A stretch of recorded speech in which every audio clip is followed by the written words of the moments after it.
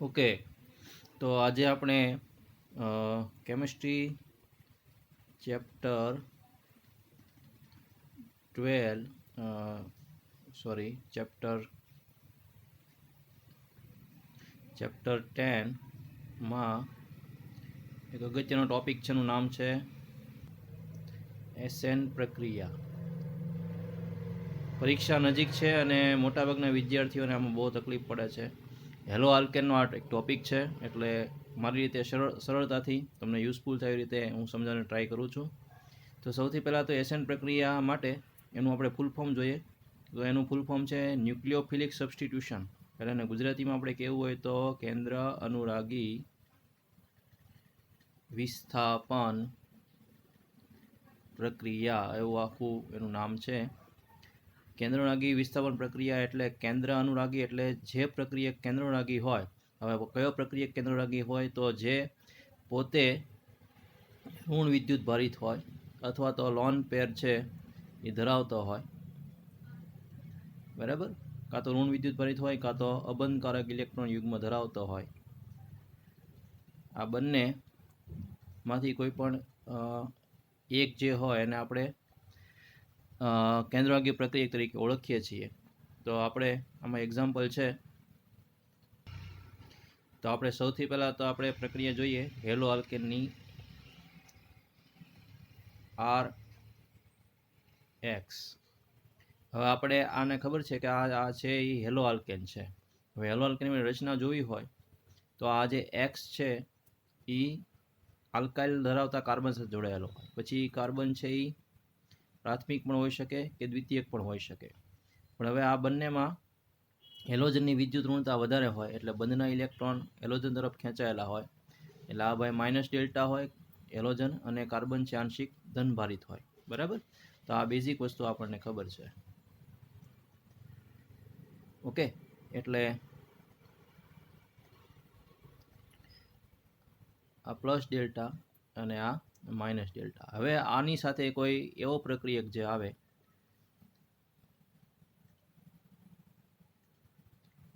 કે જે પોતે ઋણ વિદ્યુત ભારિત છે.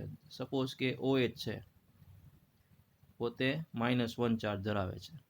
તો આ OH છે એ સૌથી પહેલાં આપણે સમજીએ કે આ કેન્દ્ર અનુરાગી છે, કારણ કે કેન્દ્ર છે કોઈ પણ પરમાણુનું કેન્દ્ર છે એ ધનભારિત હોય અને ઋણભાર ને ધનભાર પ્રત્યે આકર્ષણ હોય. એટલે આ જે OH છે એને આકર્ષણ થશે કાર્બન તરફ, બરાબર. કાર્બન સાથે એના આકર્ષણ હોય એટલે કાર્બન સાથે જોડાવાનો પ્રયત્ન કરશે. ઓકે,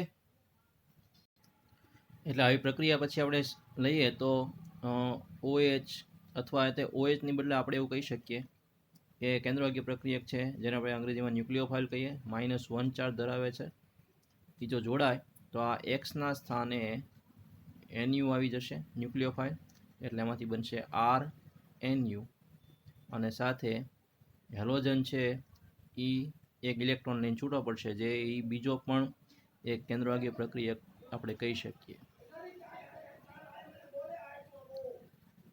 બરાબર. તો આવી રીતે આપણે આ પ્રક્રિયા છે એ થાય છે. પણ આ પ્રક્રિયા છે એની મિકેનિઝમની દ્રષ્ટિએ જો આપણે વિચાર કરીએ તો એ SN2 અને SN1 એમ બે પ્રકારે એની ક્રિયાવિધિ છે એ થાય છે. ઓકે, તો આપણે સૌથી પહેલાં આપણે સમજીએ SN2 પ્રક્રિયા. માની લો કે કોઈ સંયોજન આવું છે CH3Cl વત્તા એની સાથે આપણે OH-1 ને જોડવો છે. તો એમાંથી નિપજ બનશે એ બનશે CH3. આ હેલોજન છે એ દૂર થશે, એના સ્થાને OH આવી જશે એટલે CH3Cl વત્તા CH3OH વત્તા Cl-1 આવી પ્રક્રિયા થાય છે. હવે આને SN2માં શા માટે આપણે ધ્યાનમાં લીધું છે એની આપણે વાત કરીએ તો સૌથી પહેલાં આપણે આની ગોઠવણી સમજીએ. તો માની લો કે આ કાર્બન છે એની સાથે Cl જોડાયેલો છે, બરાબર. અને આ સાથે આ બાજુ Clના અપકર્ષણને કારણે 3 હાઇડ્રોજન છે આ બાજુ ગોઠવાયેલા હશે.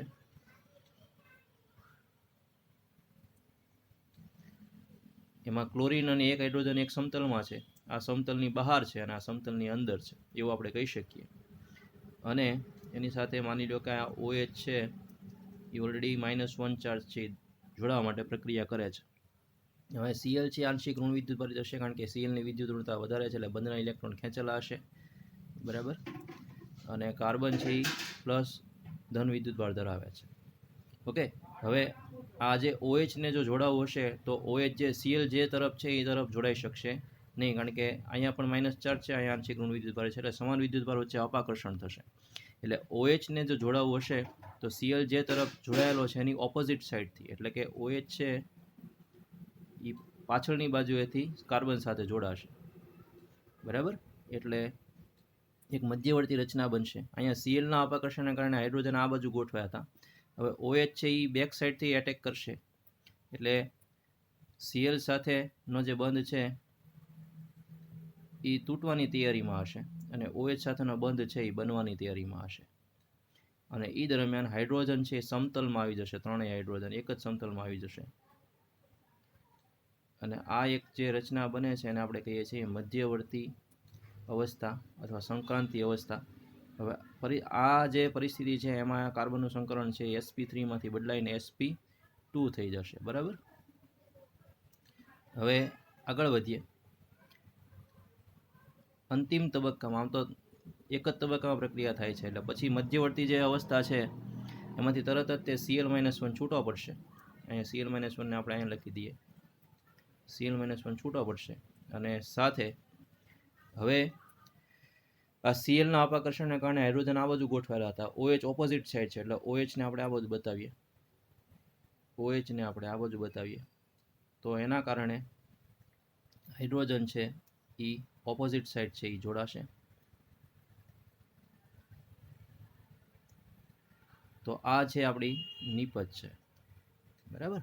હવે આને SN2 શા માટે કહેવામાં આવે છે?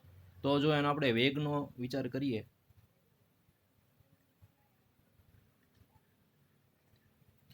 તેનો વેગ છે એ વેગ સબસ્ટ્રેટ, આને આપણે સબસ્ટ્રેટ કહીએ એટલે પ્રક્રિયાર્થી અને ન્યુક્લિયોફાઇલ પ્રક્રિયક બંનેની સાંદ્રતા વધારે રાખશે કારણ કે જેમ આપણે OHની સાંદ્રતા વધારે રાખશું એમ આક્રમણ વધશે અને જેમ પ્રક્રિયકની સાંદ્રતા વધારે રાખીએ, પ્રક્રિયાર્થીની સાંદ્રતા જેમ વધારે રાખીએ એમ નિપજ વધારે બનશે.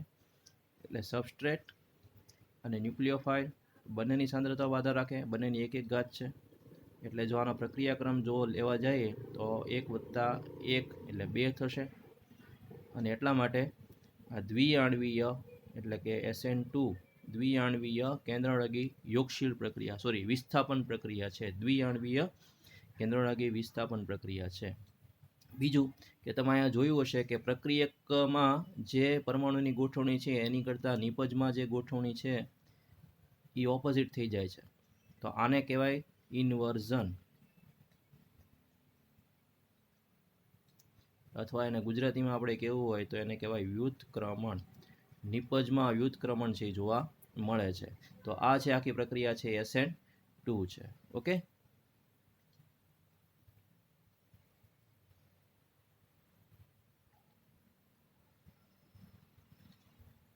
હવે આપણે SN1 ની વાત કરીએ. SN1 પ્રક્રિયા તો આપણે કયું એક્ઝામ્પલ એ CH3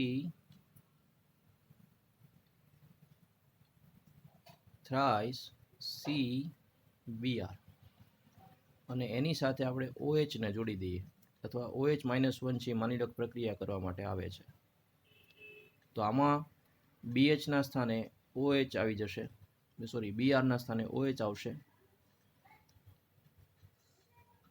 અને Br-1 કેન્દ્રભાગી પ્રક્રિયા તરીકે છૂટો પડશે. પણ આની મિકેનિઝમ જો આપણે સમજવી હોય તો સૌથી પહેલાં તો આપણે એનું બંધારણ લઈએ. તો આપણે કાર્બનનું બંધારણ વિચારીએ તો અહીંયા C સિંગલ બોન્ડ Br, અહીંયા CH3 છે,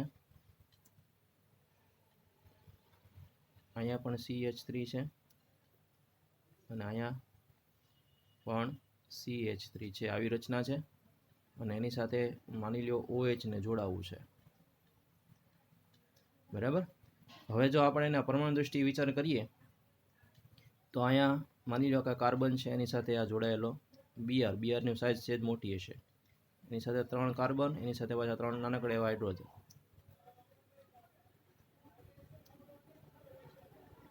બરાબર, આવી કંઈક રચના છે પરમાણુ દૃષ્ટિએ જો વિચાર કરીએ તો આકારની શેપની દૃષ્ટિએ. હવે OH છે એને જો જોડાવવું હશે તો Br ની સાઈડથી પણ નહીં જોડાઈ શકે, કારણ કે Br આંશિક ઋણ વિદ્યુતભાર છે, કાર્બન આંશિક ધન વિદ્યુતભાર છે. અને ઓપોઝિટ સાઈડથી પણ એટેક નહીં કરી શકે, કારણ કે એનો અવકાશી અવરોધ ઘણો બધો વધારે છે, તમે જોઈ શકો છો. બરાબર, એટલા માટે એટલે હવે Br ને જોડાવવું હશે તો OH ને જોડાવવું હશે તો એ સૌથી પહેલાં થોડીક રાહ જોશે, થોડોક સમય વેઇટ કરશે. કારણ કે કોઈ પણ પ્રક્રિયા જ્યારે થતી હોય ત્યારે સૌથી પહેલાં આપણે પદાર્થને કોઈ દ્રાવકમાં ઓગાળતા હોય, અને મોટાભાગે દ્રાવકો હોય ધ્રુવીય દ્રાવક હોય, જેવા કે એસિટોન છે, કાર્બોક્સિલિક એસિડ છે, એસિટિક એસિડ છે. બરાબર, આ બધા ધ્રુવીય દ્રાવક છે. તો આ બધા દ્રાવકમાં જ્યારે પ્રક્રિયા થતી હોય ત્યારે સૌથી પહેલાં આ બંધનું વિભાજન થશે, અને આ બંધનું વિભાજન થાય એટલે બ્રોમિન છે, હેલોજન છે, એ ઇલેક્ટ્રોન લઈને છૂટવા પડશે. એટલે સૌથી પહેલાં Br-1 બનશે, ઇલેક્ટ્રોનની પેર હું આ બાજુ બતાવું ઉપર, અને કાર્બન છે એ ઇલેક્ટ્રોન ગુમાવશે એટલે કાર્બન પ્લસ ચાર્જ બનશે, CH3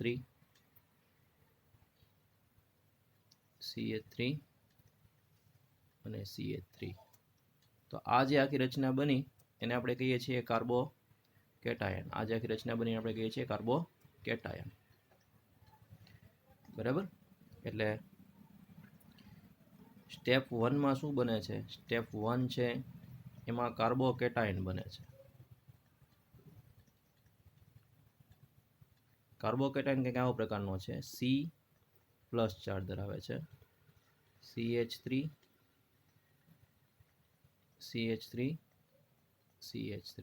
બરાબર, તો આ જે કાર્બોકેટાયન છે એ તૃતીયક કાર્બોકેટાયન છે. કેવો છે? તૃતીયક પ્રકારનો. અને આપણને ખબર છે કે તૃતીયક પ્રકારના કાર્બોકેટાયનની સ્થાયીતા છે એ વધુ હોય. એટલે હવે પહેલા સ્ટેપમાં જે આપણે કાર્બોકેટાયન બનાવ્યો, બરાબર, એની સ્ટેબિલિટી વધારે છે, કારણ કે તૃતીયક પ્રકારનો કાર્બોકેટાયન છે. એ તૃતીયક કાર્બોકેટાયન છે એની સાથે હવે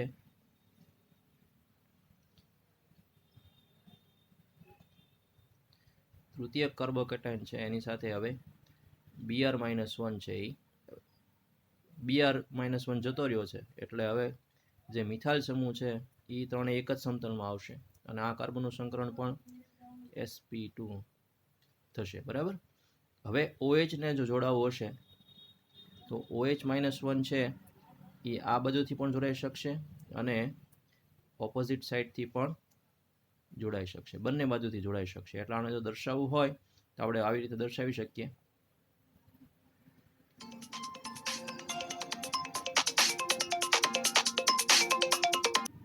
ઓકે, એટલે આપણી રચના જો લખવી હોય તો માની લો કે આ કાર્બન છે, CH3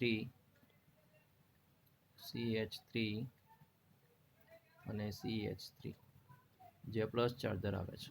હવે OH છે એ આ સાઈડથી પણ જોડાઈ શકે, અને OH છે એ આ સાઈડથી પણ જોડાઈ શકશે. એટલે માની લો કે આ સાઈડથી જો જોડાય તો જે નિપજ બનશે એની કંઈક ઓરિએન્ટેશન છે આવું હશે.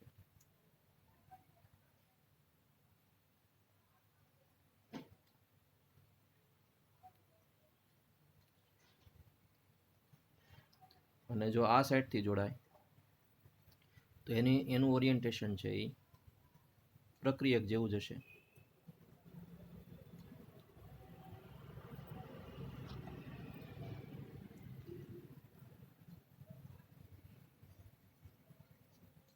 બરાબર, એટલે આપણે જો આને લખવું હોય આપણે એવું કહી શકીએ કે આ જે ગોઠવણી છે પ્રક્રિયક કરતાં ઓપોઝિટ થયેલી, એટલે ઇન્વર્ઝન થયેલી છે, અને આ જે છે એ પ્રક્રિયક જેવી જ છે. એટલે પ્રક્રિયક જેવી જો ગોઠવણી હોય તેને ધારણ અથવા રિટેન્શન કહેવાય. એટલે આ જે ઇન્વર્ઝન થયેલી નિપજ છે એ આપણને 50% મળશે, ધારણ થયેલી નિપજ પણ આપણને 50% મળશે. એટલે બંને 50-50% નિપજ છે એ આપણને મિશ્રણ મળશે. હવે આપણે આની વાત કરી હતી એમ કે પ્રક્રિયક છે એ પ્રકાશ ક્રિયાશીલ નહોતો, પણ માની લો કે જો પ્રક્રિયક છે પ્રકાશ ક્રિયાશીલ હોય, બરાબર, તો સ્વાભાવિક છે કે જે નિપજ મળશે એ પણ આપણને કેવી મળવાની છે, પ્રકાશ ક્રિયાશીલ જ મળશે. પણ એમાં 50% ડી હોય તો 50% શું હશે, એલ હશે. બરાબર, આઈ થિંક તમને ડી અને એલ વિશે માહિતી છે એટલે એ બહુ ડિટેલમાં આપણે નથી જતા, પણ 50% ડી અને 50% એલ એટલે આપણે એવું કહી શકીએ કે કાં તો આમ લખાય અને કાં તો ડીએલ એમ લખાય. એટલે આ જે મિશ્રણ છે એને આપણે કહીએ છીએ રેસેમિક મિશ્રણ. અને રેસેમિક મિશ્રણ મળે એ પ્રકાશ ક્રિયાશીલ ન હોય, એટલે પ્રકાશ અક્રિયાશીલ હોય, કારણ કે બંને એકબીજાની અસર નાબૂદ કરે છે. બરાબર, એટલે SN1 પ્રક્રિયા છે એમાં આપણને જે નિપજ મળે છે એ નિપજ આપણને કેવી મળે છે, રેસેમિક મિશ્રણવાળી નિપજ મળે છે. બરાબર, અને શા માટે આપણે SN1 કહીએ છીએ, તો SN1 તમે ધ્યાન આપો કે અહીંયા આપણે શરૂઆતમાં OHની સાંદ્રતા ગમે એટલી વધારે રાખીએ પણ OH હંમેશા ત્યારે જ જોડાશે જ્યારે Br-1 છૂટો પડશે અને કાર્બોકેટાયન બનશે પછી, કારણ કે OH નથી Br સાઇડથી એટેક કરી શકતો કે નથી એની ઓપોઝિટ સાઇડથી એટેક કરી શકતો. એટલે OH હંમેશા Br-1 છૂટો પડ્યા પછી કાર્બોકેટાયન બને ત્યારબાદ જ છે એ જોડાઈ શકે. એટલા માટે અહીંયા આપણે જે વિચાર કરીએ વેગનો, તો વેગ છે એ માત્ર સબસ્ટ્રેટ એટલે કે પ્રક્રિયાર્થીની સાંદ્રતા ઉપર જ આધાર રાખશે, ન્યુક્લિયોફાઇલની સાંદ્રતા પર આધાર રાખશે નહીં. એટલા માટે આ એક આણ્વીય કેન્દ્રભાગી પ્રક્રિયા છે. બરાબર, એટલે SN1 પ્રક્રિયા છે. બીજું SN1 પ્રક્રિયા છે એ 2 તબક્કામાં થાય છે, જ્યારે SN2 પ્રક્રિયા છે 1 તબક્કામાં થાય છે. બરાબર, એટલે આ બે વચ્ચે તફાવત છે. SN1 પ્રક્રિયા છે એમાં રેસેમિક મિશ્રણ બને છે, જ્યારે SN2 પ્રક્રિયા છે એમાં ઇન્વર્ઝન છે એ જોવા મળે છે. તો આ બંને વચ્ચે બેઝિક તફાવત છે. આપણે જો સમરાઇઝ કરવું હોય તો આપણે એવું કહી શકીએ કે માની લો કે કોઈ છે હેલો આલ્કેન, તો આ CH3X, પછી CH પ્રાથમિક હેલો આલ્કેન છે એટલે CH2X, પછી R2CHX છે અને R3CX છે. એટલે કે આ મિથાઇલ છે, પ્રાથમિક છે, સેકન્ડરી છે અને તૃતીયક હેલો આલ્કેન છે. તો પ્રાથમિકથી તમે તૃતીયક તરફ જાઓ એમ SN1 રિએક્શનની સક્રિયતા વધતી જાય અને તૃતીયકથી તમે પ્રાથમિક તરફ આવો એમ SN2 રિએક્શનની સક્રિયતા વધતી જાય. અને બીજી એક અગત્યની બાબત એ છે કે હેલોજનમાં આપણે જનરલી ફ્લોરિન આવતો નથી, પણ X તરીકે જો આપણે વિચાર કરીએ તો ફ્લોરિન સિવાયનો ક્લોરિન, બ્રોમિન અને આયોડિન જેમ કદ વધે એમ SN1 અને SN2 બંનેમાં એની ક્રિયાશીલતા વધે, તો સક્રિયતા વધે. બરાબર, તો મિત્રો આઈ થિંક તમને ખ્યાલ આવી ગયો હશે કે SN1 અને SN2માં બેઝિક તફાવત શું છે. જો કોઈ વસ્તુ ન સમજાણી હોય તો તમે રિપ્લાય કરી શકો છો. ધન્યવાદ. અસ્તુ.